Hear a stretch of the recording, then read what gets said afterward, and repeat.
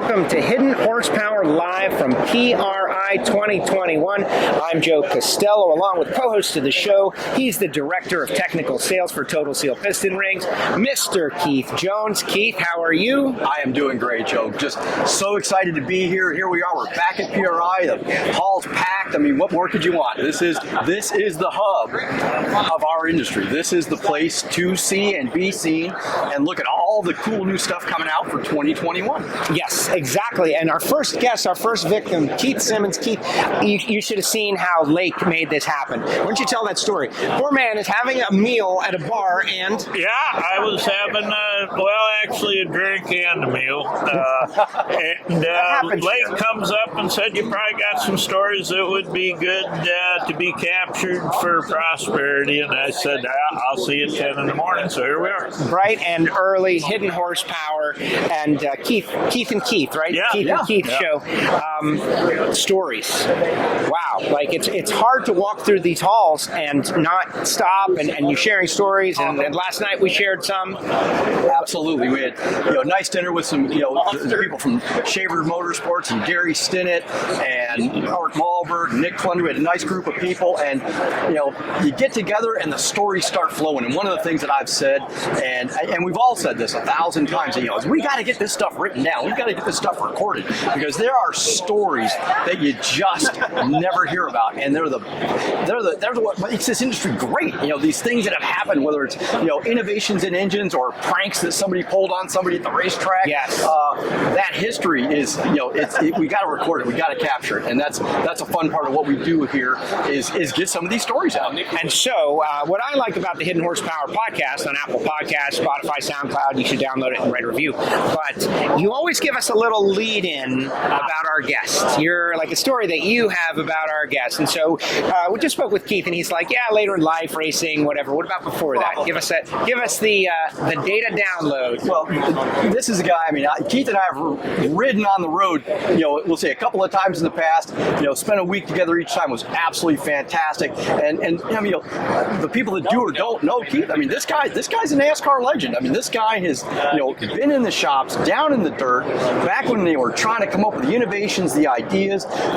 Before computer modeling all this, it's like, let's build this, let's try this, let's make this happen. And this helped bring NASCAR where it is to this day. And what about that? Like that whole evolution? Well, yeah, my career is probably broken down into 4 parts. I was a dirt racer, and we were the first NASCAR Weekly Racing Series national champions. Then that kind of got me to knowing some people in NASCAR, and got the Ford V6 contract, started doing that for the Busch Series, led to a career in the Cup arena as a head engine builder. And that was the time when there was maybe each team had one engineer. Now everybody that works there's one, and we relied on the factories for engineering, and there was no computer modeling.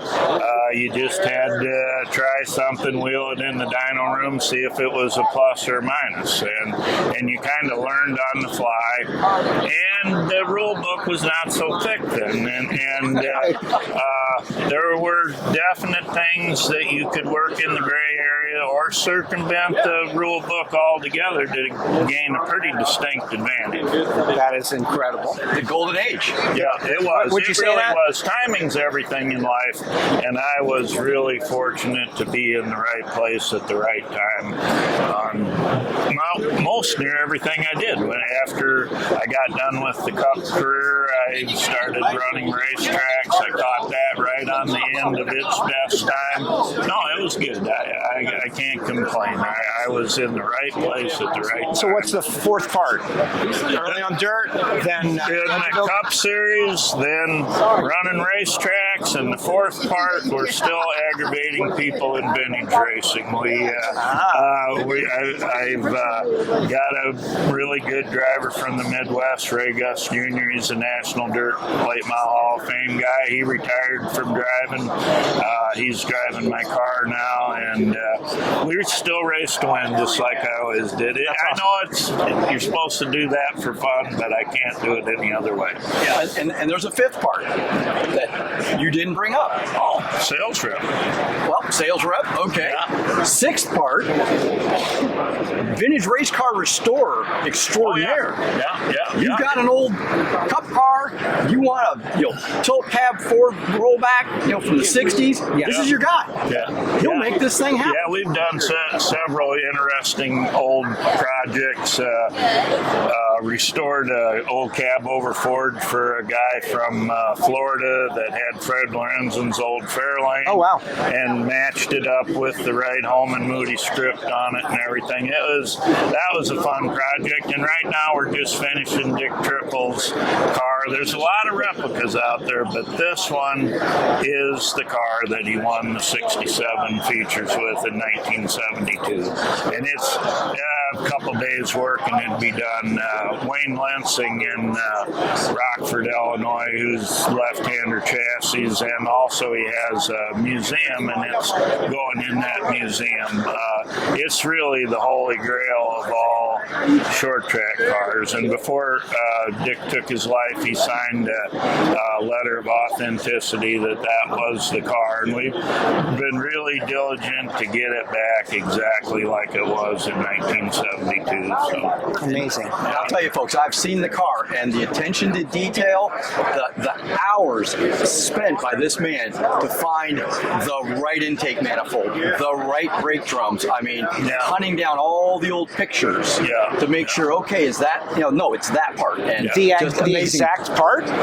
Well, no. Okay, You had to get the exact impossible. type of part Sure. because it's impossible to get the exact thing. No, the car got sold to a guy in Missouri, and then he updated it through time, put disc brakes and some different things on it that weren't period correct for when what we were going after was when he won the 67 features in 1972. So it's back to what that was. Got it. So let's focus in a little bit on that NASCAR Cup era. First of all, you mentioned the V6 contract, right? Like, how many NASCAR fans out there right now have no idea that there were ever V6s in any kind of Cup car, or not Cup car, but Grand National car? That's true. And in the Busch Series, everybody thought at that particular time that the V6 was going to be the Cup engine and the V8 was going to die in production cars. At that time, that's really what everybody believed. Even Detroit believed that. And Buick was the forefather of it. They really got on the ground floor, and the Buick V6 was on the pole at Indy. It was good in drag race certain classes. It was road race and the Busch Grand National Series, and they fully expected that to move right into the Cup Series. So then Ford and Chevrolet were behind, actually starting in that, and had to catch up to the Buick. Wow, I remember in drag racing. And no one would ever think of a Buick being in racing today, but they were heavy then.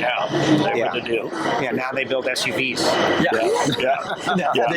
And say sidebar of that, our owner, our friend Matt Hartford, when he first started in the import drag race series, driving Nelson Hoyos' Focus, the engine power plant for that was the Oddfire Ford V6 that was used in Busch. A gentleman by the name of Larry Farron at Ford, generously helped them out. Said, "Hey, we've got all these parts that no one's using anymore. Maybe you can make a drag race engine out of this thing." And they went out and set every record there was with that thing. As quick as it started, it almost died even quicker because when it was no longer, you could see that the big three were going to continue to build V8s in production cars. It just kind of dropped off the edge of the earth. What I learned from that, though, is the sky is falling. Not that switching to all V6s would have been the sky falling, because we would have made the best of it and we would have continued to race. But we all love V8s. Let's face it. Yeah. And that was in the 80s, and here we are. It's 2021, and do we have the best V8s that we've ever had by far, or what? Oh yeah, by far. But that same technology would have transferred into 6 cylinders, and actually power power per cylinder. When we quit with those, we were making more power per cylinder than the V8. So, really? And why is that? had better heads. We all ended up eventually on the even fire plan, and that was a way better torque spike. I would say that odd fire was a struggle. Right. And we were way ahead on that, and everything was simpler. You only had 6 ports to do, and back then most of it was still hand. So you start adding all that up. They were simpler. There was no doubt about it. You didn't have as many. You had a better foundation. Right. You weren't working with you hate to say it, 1955 that evolved somewhat. Now we've got clean sheet of paper engines that are out there. But at that time you were still working with a small Chevy or a small Ford. And the Ford 6-cylinder block, that was totally designed to do that. We were still reshuffling the old Windsor and Cleveland block in the Cup Series. So, yeah. Let's talk a little bit about some of the, as that went away, some of the Cup teams you worked with for our fans out there. Not everybody's an engine builder, but they'll recognize some of the names. So give us some of the people that you built engines for. Well, we started at Bill Davis Racing, okay. and at first it was a part-time situation. We ran Mark Martin in the Busch Series with the Carolina Ford dealer sponsorship, and then we got the kid Jeff Gordon. As soon as he said Bill Davis, I was like, yeah, where that was going. Kind of took a chance. He was doing great in sprint cars, but he had never really done a whole lot in stock cars. He'd run a couple races the prior year to us getting him in, let me see, that would have been 91. And so Ford arranged for us to go to a test with Jeff, and we took Mark Martin too to see where he laid out. And we went to Rockingham, which probably on a long run test wasn't the best place to go because the tires deteriorated so fast. But Mark went out and put new tires on. Mark went out, ran a few laps. He said, well, the car's pretty good. So put new tires on again, sent Jeff out. To be honest with you, he'd never really had much experience with a stick shift. And he was, but when he got her in high gear and got her going, he outrun Mark very first lap. And Mark, he goes, put some tires on that damn thing. He said, I want to try that again. And they went back and forth. But it's a big difference between able to go fast for a couple laps on new tires than it is to make that a string of 50 laps as the tires deteriorate and that. And Jeff needed some time to learn that, but we knew right off the bat we had something there, and so did Ford, and we got a lot of assistance bringing him along, and so he was just a kid. I mean, I dropped him off to play video games. Nobody knew who the hell he was then, and I dropped him off to play video games, and me and the guys would go have a couple beers and pick him back up at the mall and go back to the room at night after the races. So, how great is that? First of all, it sounds like a scene right out of Days of Thunder. Maybe that is an exact scene out of Days of Thunder, and Jeff to go on and do such great things. Oh yeah, it was evident right from the start that he had what it took. His stepfather, John Bickford, he taught him to be a race driver, but he also got him there with all the other things, being able to talk to the media, how to conduct himself. He was the first young guy to come along that was the whole package. He really was. Well, changed NASCAR in so many ways, like elevated it. And would we all be doing exactly what we're doing as big as we're doing it if Jeff Gordon hadn't had such great success? I don't know. What about after that? After that, it was crushing to us, to be honest with you. When he left and went to Hendricks, we really thought we had a long-term deal set up there, and it didn't work out.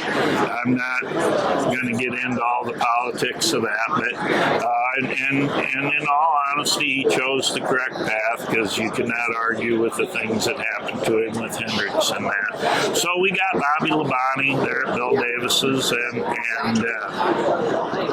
we ran for the Rookie of the Year in, let's see, that would have been 93, and of course Jeff won it, but we were a startup cup team. You know, he moved into something that was in existence at that time. So we started up, but actually the second half of the year we outran them, but they got too far out on us at the beginning. And then the next year we switched to Pontiacs, and still at Bill Davis's, and Bobby Labonte was still there. And then the next year, Felix Sabatis approached me, and really the GM program at that time was way better than Ford's in the Cup deal. There was more parts, more engineering assistance. Ford had a better engine, but there was a lot more assistance available through GM, so I felt I was doing the right thing staying with them. And I pretty much stayed with Felix all the way through to the end. And we had, an array of drivers through there. Kyle Petty, Sterling Marlin, Joe Nemechek, Wally Dallenbach, Ted Musgrave, Kenny Irwin. Unfortunately, he lost his life in one of our cars at New Hampshire. That was a sad day for sure, sad time. Right, and part of the formula that changed the safety situation. Yeah. Unfortunately, part of it, as right. Earnhardt, Kenny Irwin, Todd Petty. Yeah. There was a Tony Roper. There was a whole thing that happened that so many lives have been saved. Oh, after that, exactly. Unfortunately, racing, and that's kind of just the way it is. We're more reactive than proactive. When something happens, then we try to fix it. But you really never know what's going to happen. And we were starting to see better speeds at every place. The engines were improving. We had the SP2 and all that by that time. And the tires were better. We were learning more about the cars, and they were hitting the wall harder. That's just the way it is. Keith, jump in with a question. Yeah, but the takeaway right there is you just I wanted to follow up on that. It is a tragedy, but at least it wasn't a wasted event. They learned something from it. It's just like you watch the airplane shows where they recreate it, but they learned this from that accident, and that's that is the takeaway. Hans devices, soft walls. We've got we don't see that happening today. Not like we did back in the day, because we lost a lot of drivers. I mean, I remember being at Phoenix International when Ari Leindijk backed it in, and having worked with them and talked with them. I mean, the guy, the G load was in the hundreds, and yet still walked away from that. Amazing stuff. He's had like I say, just what an incredible career, and the stories and the things that you've experienced, and again, that golden era of creation and creativeness and innovation that is, we'll just say, kind of stifled these days. I'm not, the word spec and engine should never go together. No, exactly. That's an oxymoron, and unfortunately, the creativity that you guys had at that time and the innovation, that's what I think drives motorsports in general. Is if a team, they come up with the advantage, they figure something out, make the other guys figure it out. Don't penalize them for it. Right. This is what keeps pushing this industry. And I don't know. I think part of that's our society today. You get a participation trophy. Hey, we showed up. You got to win to get it to be rewarded, and that's the way it was then. And the big thing about the Cup Arena, it was so hard to keep a secret for very long, because the guy who left your place went somewhere else and took it with him. So it was hard. Interesting. Keith, at the end of each episode of Hidden Horsepower, I always ask for advice, because I believe that there are young people out there who they're following in your footsteps, right? And they want to get ahead as best as they can. What would you say to someone out there who is maybe considering a career in machining or engine building, or just this automotive thing in general, racing? What would be the best advice you could give that person? Well, if we could pan the crowd around here and see how many older fellows are rolling around here. This is an industry that in the next couple of years is going to need so much influx of people, knowledgeable people, skilled people, because we're all getting gray and our time's coming to an end, and we need to hand the ball off to some qualified people. And if you don't have a career path chose, take a look at this, because there is going to be some tremendous opportunity here in the next few years. Exciting. Couldn't agree with you more, Keith. Yeah. It's like I say, the old guard is retiring away. I mean, this is something the entire world is dealing with. Is people saying, "Hey, after COVID, I had some time off. I really enjoyed it. I think I'm going to continue to have some time off." We've got to bring those young people in. It's an exciting industry. It's so much fun. It's energizing. Take a look at this, and the pay's not bad either. Yeah, and then you get to, what is it? Someone said it last night. You get to work where you play. Yep, exactly. Or play where you work. I've never got up one day in my life and went and did something that I didn't love to do. And if you might not die a millionaire, but I'm gonna die content. and you'll have a smile on your face. Exactly. There you go. How about that from Total Sales booth here at PRI. First up, Keith, thank you so much for sharing time with us. I appreciate it. No problem. Great I job. enjoyed it. Good job. Keith, we'll be back with more. And if you're listening on Apple Podcasts, Spotify, SoundCloud, share the show, write a review, and be sure to click subscribe, because Hidden Horsepower is just getting started. Thanks, guys.